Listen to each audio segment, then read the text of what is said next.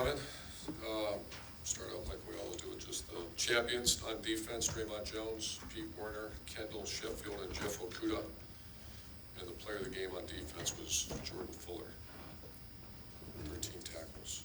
On offense, Dwayne was a champion. The two receivers, Terry McLaurin and Paris Campbell, were.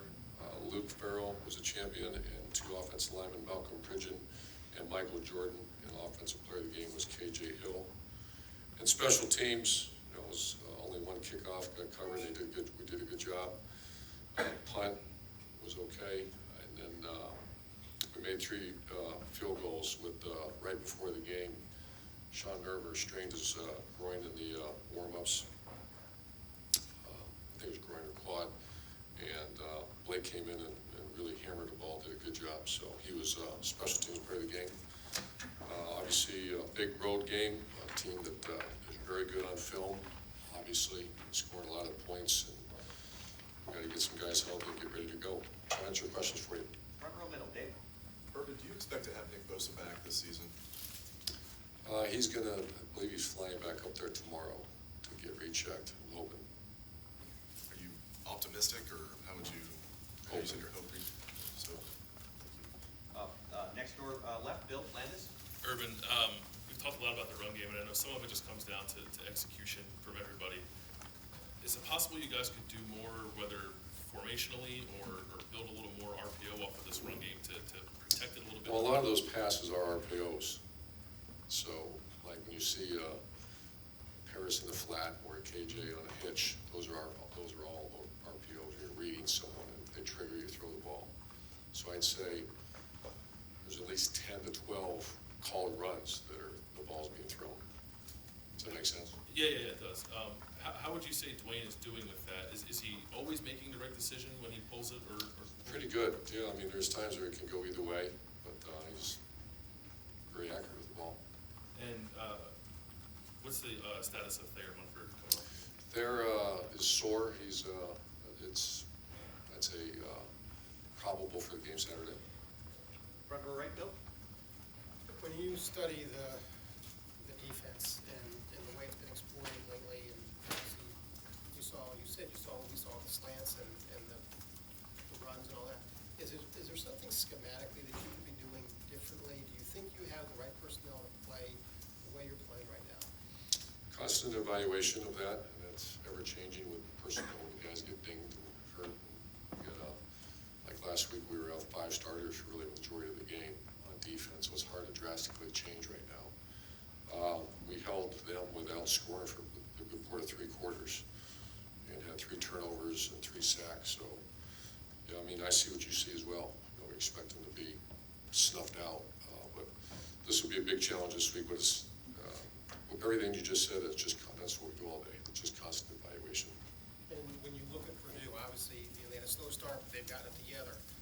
How scary are they on offense? They're really. I haven't studied them yet, but I just talked to our defensive staff and I see the stats. They're really good. Far left, Lori. The very best teams, the teams that have accomplished something special under you, Coach, do they inevitably get better week after week, or are even the best teams able to take a step back sometime in the season? Not from a results standpoint, but from a process standpoint. Maybe go from being 9 to 8 units strong in a game somewhere in the middle of the season. This time you just don't have time to really evaluate, look back, and reflect. And every school's dealing with it. Every team's dealing with it. If this guy's injured, how you put this one in? How do you adapt your scheme to your personnel? Like I believe Bill just asked a minute ago. So we haven't had time to think about that. Second row left, Ari. Urban, Justin Hilliard stepped in. Guy that was a 5-star prospect, has had an injury plagued career. What did you see from the way that he played? What's he meant to this team and on special teams going into this? And when you see a guy overcome injuries and stuff like that, how special is it to kind of see the performance? Yeah, he's one of my favorite players, favorite families. He's a guy that means so much to us on kicking game. We took him off the majority of them last week. He played pretty good. Not great, but pretty good. And you've got to remember, this is his second year of football, because his first 2 years were, didn't get to practice, really didn't get to do much at all because of his bicep. injuries. When you're recruiting somebody like that, obviously with him being a five-star prospect, one of the most sought-after players in the country, when he has a few years like that, is that just, you kind of take what you can get, or do you still see the potential that you saw when he was a senior? Can he reach the level that you initially envisioned? Yeah, you saw it with Marshawn Lattimore. He missed 2 years with hamstring injuries, and you never give up on a player and keep working with him, and training staff gets him better. Front row right, Austin? Herbie, you touched on this a little bit at the start. With the rushing game, when you look at what defenses are trying to do against you guys right now, do you get the sense that they still would rather you try to throw than use Dobbins and Weber? Are those the looks that you're getting? There are a lot of them, and that's, we went back and studied everything and actually, just had that conversation about these are 10-run calls. And we're flipping the ball out there and making plays with it, And that's kind of what Dwayne gives you. Where, maybe JT gave you something else, where it's more of a run option. This is a run-pass option. So. Are there things that you think need to be changed with the short yardage running? That's the rest of the time, right, with the RPOs, but the short yardage, what do you think is happening there? Is it a line, is it scheme, what do you think you need? They're just load the boxes, we're not gonna run the quarterback, so we gotta, like we ran a naked on 3rd and 2. So those are all things once again we're looking at. And the way Blake played, could that be a permanent change in kicker? It's open for conversation, I don't know the health of Sean yet. He was doing pretty good, but I think every day's competition. Front row left, Tim? Front row, I'm sorry. Front row left, Doug? Did you just confuse me with Tim May? That's quite an honor. That's quite an honor.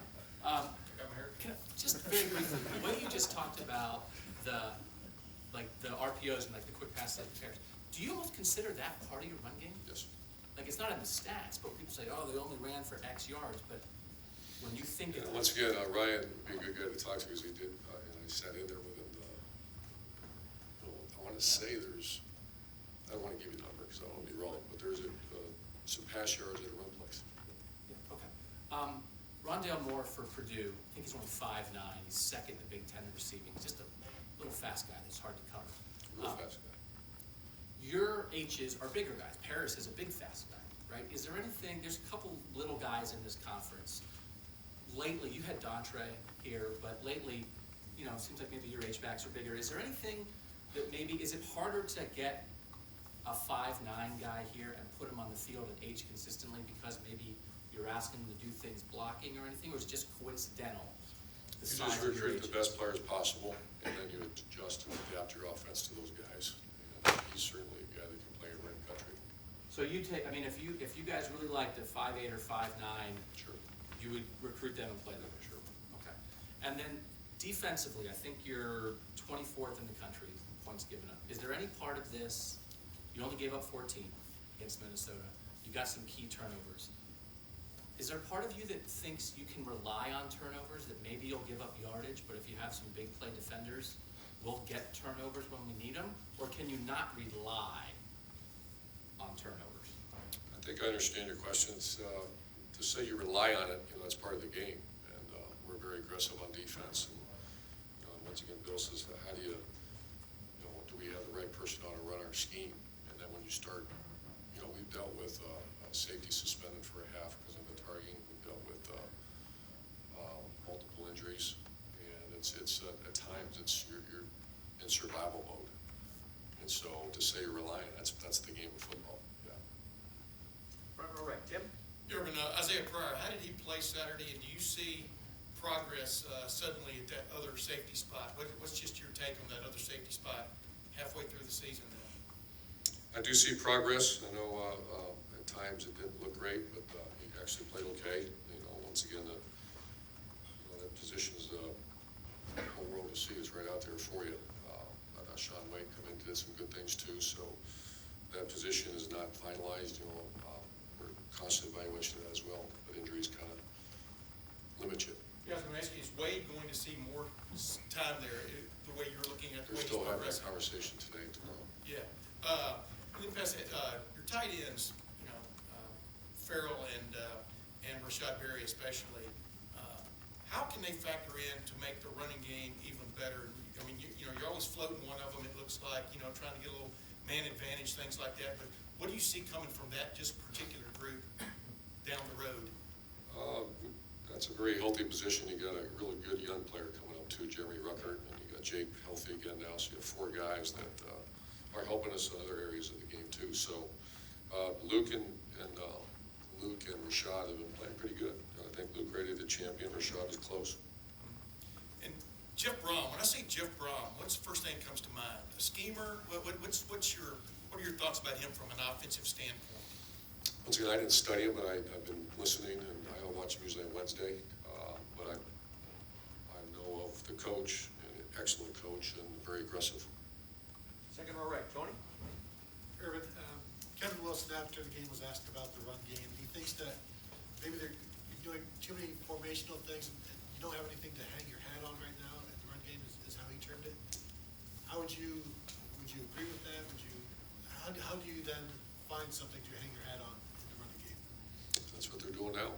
That's what, like I said, and I think that's an interesting, point of reference is that a lot of what we're hanging our hat on in the run game, if there's a certain player triggers, the ball comes out, we throw it. So that's kind of where we're at. But we have 2 very good tailbacks, and we're making a concerted effort to put the ball in their hands, let them run.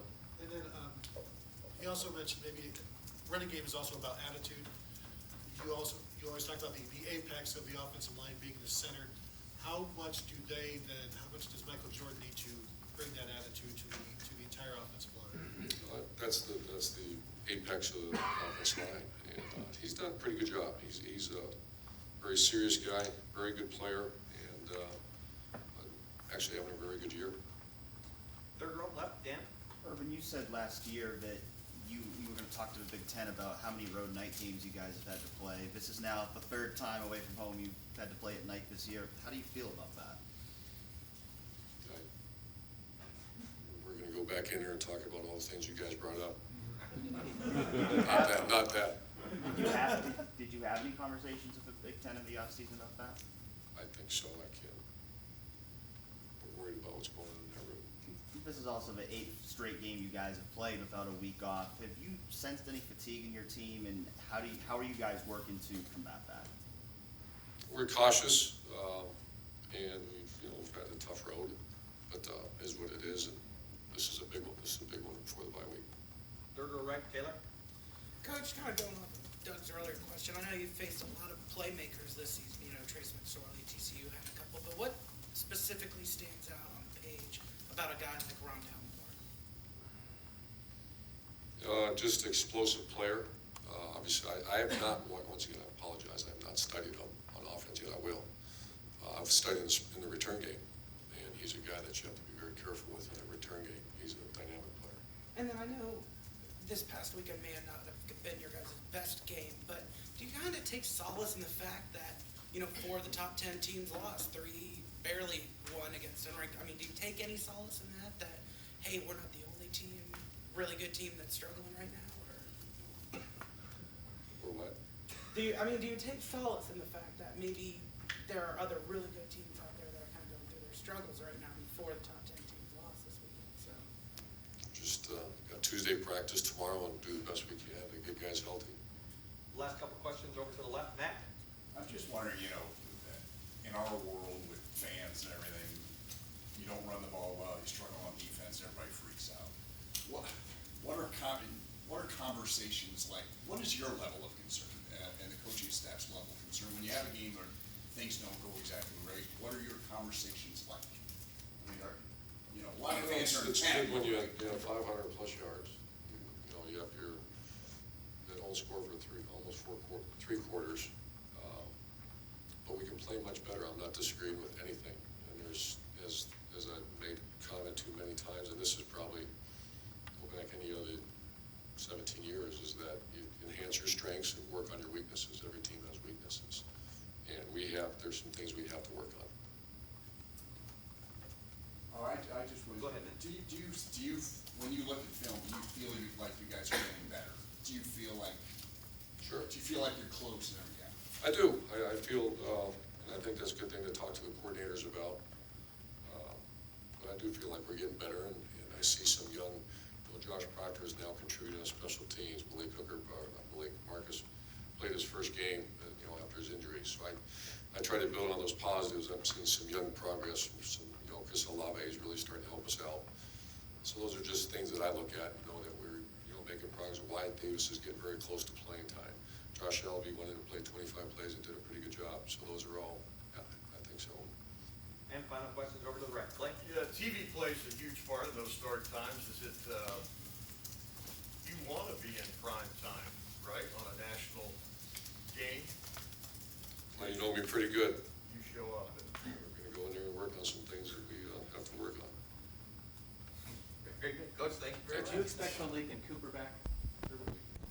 Could you give an injury update with all the guys, I guess, that are in question? Eric's questionable. Landers is probable.